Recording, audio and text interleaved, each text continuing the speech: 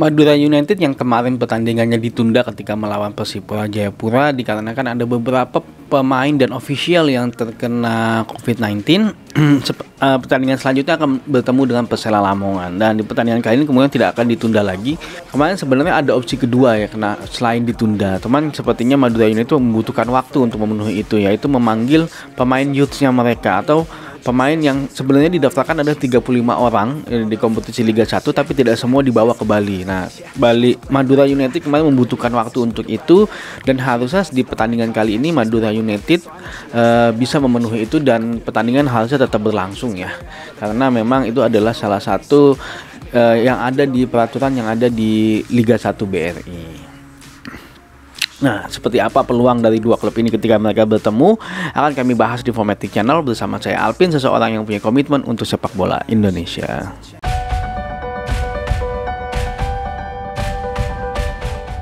Pertandingan ini akan dilaksanakan pada hari Sabtu ya, tepatnya tanggal 5 Februari 2022 jam 6.15 sore waktu Indonesia Barat. Nah, buat kalian fans Madura United dan juga Persela Lamongan, catat waktunya jangan sampai ketinggalan.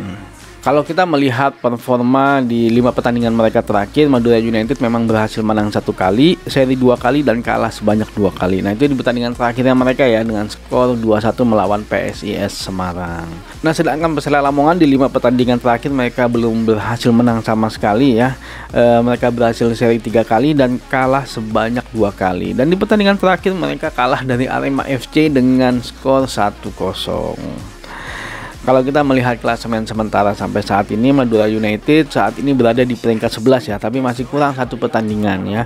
Dari 21 pertandingan mereka berhasil menang 6 kali, draw 7 kali, dan kalah sebanyak 8 kali dengan poin di angka 25.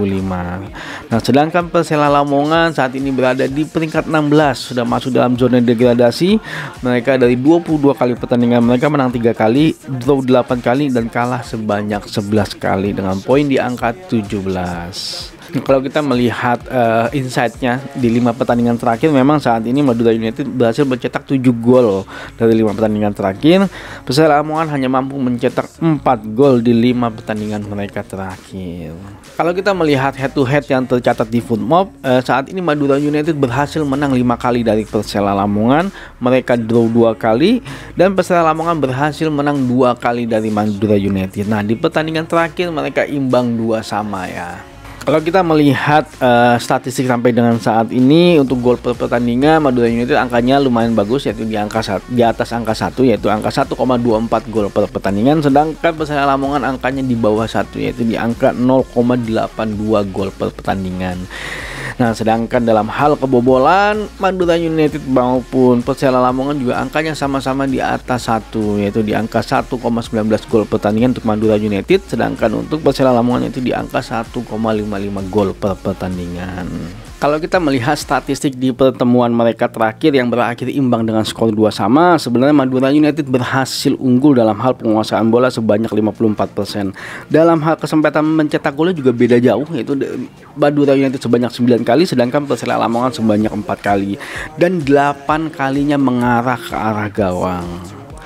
Kalau kita melihat serangan pun, Madura United lebih unggul dibandingkan dengan Persela Lamongan, yaitu sebanyak 71 kali serangan dibandingkan dengan 63 kali serangannya Persela Lamongan.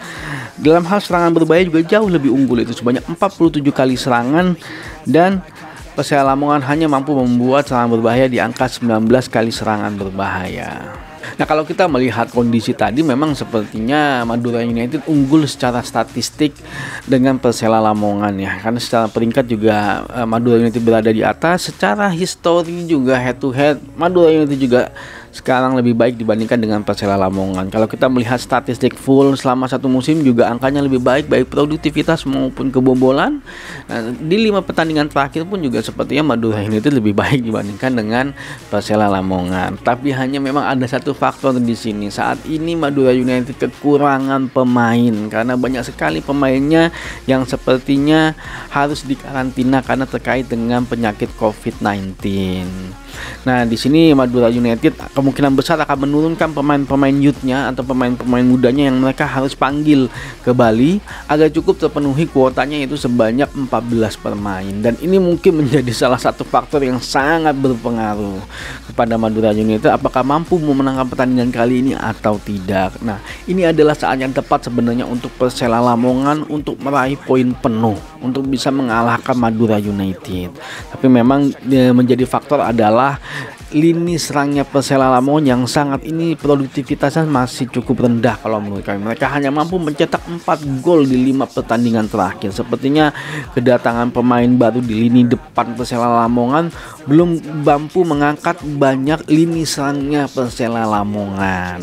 Nah, ini menjadi salah satu faktor yang harus dibenahi oleh tim Persela Lamongan. Nah, balik lagi ke pertandingan kali ini, sepertinya memang kemungkinan besar sih hasilnya akan imbang kalau menurut kami. Sepertinya Madura United tidak akan terlalu ngotot untuk menyerang karena kemungkinan banyak pemain muda yang dia mainkan, dan itu menjadi salah satu faktor yang harus dia perhatikan ya. Daripada mereka kehilangan poin, sepertinya mereka akan memfokuskan dalam hal pertahanan kalau menurut kami. Nah, Persela Lamongan harus mampu merubah lini serangnya.